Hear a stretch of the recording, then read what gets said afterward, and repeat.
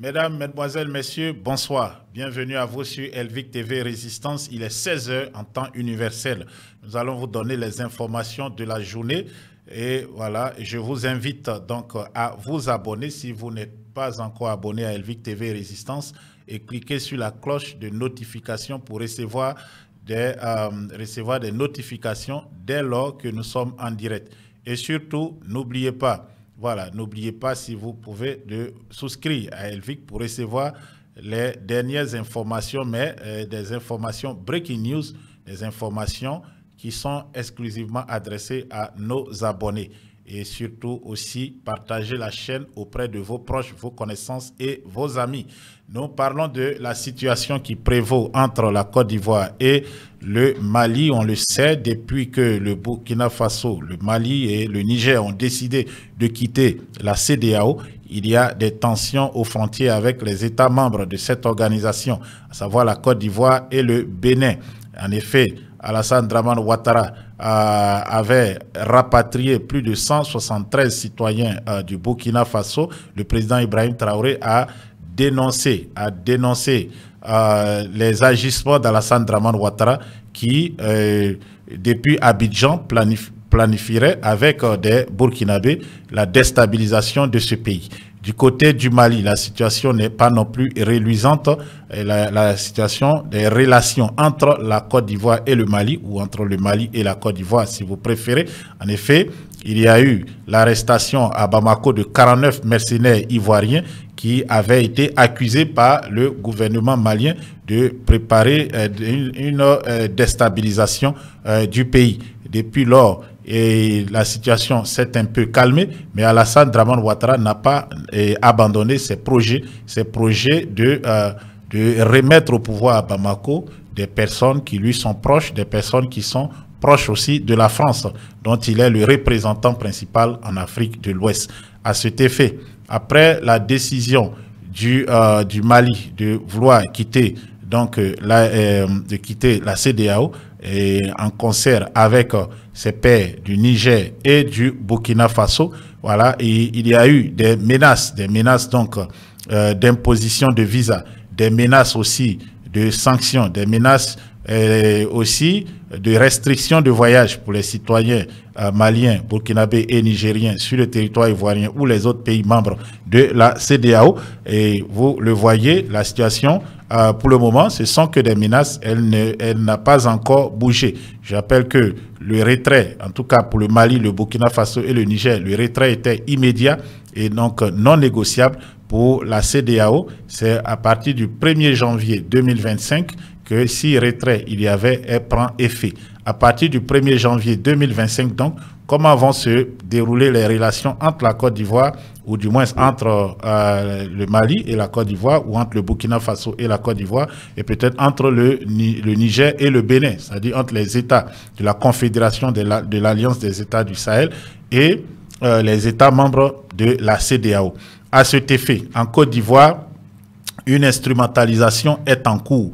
Une instrumentalisation qui peut émaner de ce personnage qui a été, vous le savez, très actif récemment avec des rencontres ça et là, et avec des membres de communautés résidentes en Côte d'Ivoire, mais aussi il est allé, par exemple, on le sait, au Burkina Faso, rencontrer le ministre de la Défense de ce pays, le général Koulibaly, afin, vous le savez, selon lui, de régler certains problèmes. Mais rien n'a été réglé, au contraire, la situation s'est empirée. On sait que Téné Birahima Ouattara a des projets ou a des ambitions de remplacer au pied levé son frère, c'est ce qu'on nous dit. D'autres personnes disent que c'est son père. Alors, cette ambition de cet homme, où est-ce que cela va le conduire? Voilà la question.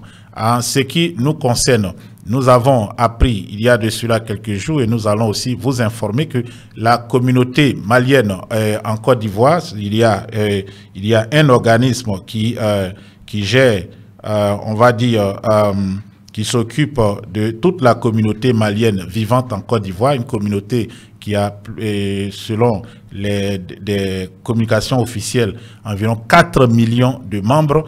À cet effet, le Haut Conseil des Maliens de Côte d'Ivoire a fermement démenti le vendredi 26 juillet 2024 toute organisation d'une marche de protestation contre le retrait du Mali de la CEDEAO. Donc, un jour plus tôt, le jeudi, donc, une association, à savoir l'association des Maliens de Côte d'Ivoire, une organisation fantôme. Voilà, donc une organisation fantôme, on ne sait dirigée par qui, avec quel intérêt, avait obtenu ou déposé à la préfecture de police d'Abidjan un courrier afin d'organiser une manifestation pour dénoncer le retrait du Mali de la CEDEAO. Est-ce que ce sont des personnes qui sont instrumentalisées? En tout cas, nous pensons cela.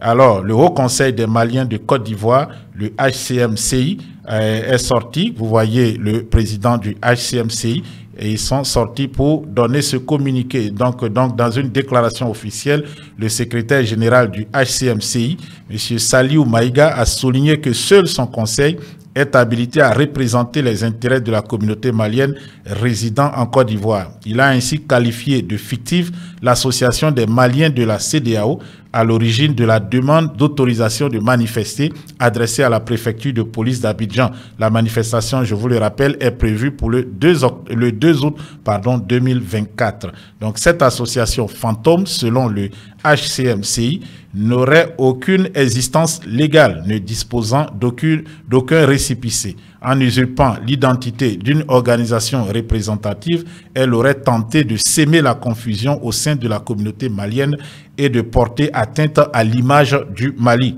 Le Haut Conseil a tenu à rassurer ses compatriotes que le Mali reste membre de l'Union économique et monétaire ouest-africaine, donc l'UEMOA, qui est différente de la CEDEAO. L'UEMOA est composé de 8 États, les 8 États ex-colonies françaises ajoutées à la Guinée-Bissau et au Cap-Vert. Voilà, à la Guinée-Bissau, voilà, la Guinée-Bissau, pardon, c'est plutôt le Cap-Vert qui est dans la CEDEAO, avec le reste, donc 16 pays de la CEDEAO. Donc, si le Mali quitte la CEDEAO, le Mali reste pour autant membre de l'Union économique et monétaire ouest-africaine et que la libre circulation des personnes au sein de cette zone ne sera pas remise en cause. Cette sortie du HCMCI intervient dans un contexte marqué par les tensions entre le Mali et la CEDEAO suite à la prise du pouvoir par un gouvernement militaire en 2020. Donc, le retrait de l'organisation régionale a suscité de nombreuses réactions au sein de la diaspora. En dénonçant cette tentative de manipulation, le HCMCI entend ainsi préserver l'unité de la communauté malienne en Côte d'Ivoire et réaffirmer son attachement aux valeurs de paix et de stabilité. Donc, les personnes tapies dans l'ombre, qui sûrement sont des membres du RDR-RHDP, qui tentent ainsi de s'aimer le désordre et la zizanie au sein de la communauté malienne, de diviser la communauté malienne, comme elles ont réussi à diviser les Ivoiriens qui aujourd'hui se regardent en chiens de faïence, qui aujourd'hui ne se parlent presque plus, en fait, ont déjà échoué. Elles ont échoué et ne vont pas réussir leur mission. Nous serons là pour vous donner de plus amples informations dans les jours à venir, à chaque fois qu'il y aura des nouveautés. Voilà, donc manifestation prévue le 2 août, mais la communauté, en tout cas les représentants légaux de la communauté sont sortis pour démentir qu'une demande a été faite pour faire une manifestation. Qui donc se cache derrière l'instrumentalisation de la communauté, qui se cache derrière cette demande d'autorisation pour manifester? C'est une question que nous tenterons d'apporter des réponses dans nos prochaines éditions. Merci de votre fidélité à Elvic TV Résistance et puis surtout abonnez-vous si vous ne l'avez pas fait, partagez massivement si vous aimez ce que nous faisons. Et que pensez-vous de cette action? Vous pouvez laisser un commentaire un commentaire juste en bas de la vidéo. Merci beaucoup et à très bientôt.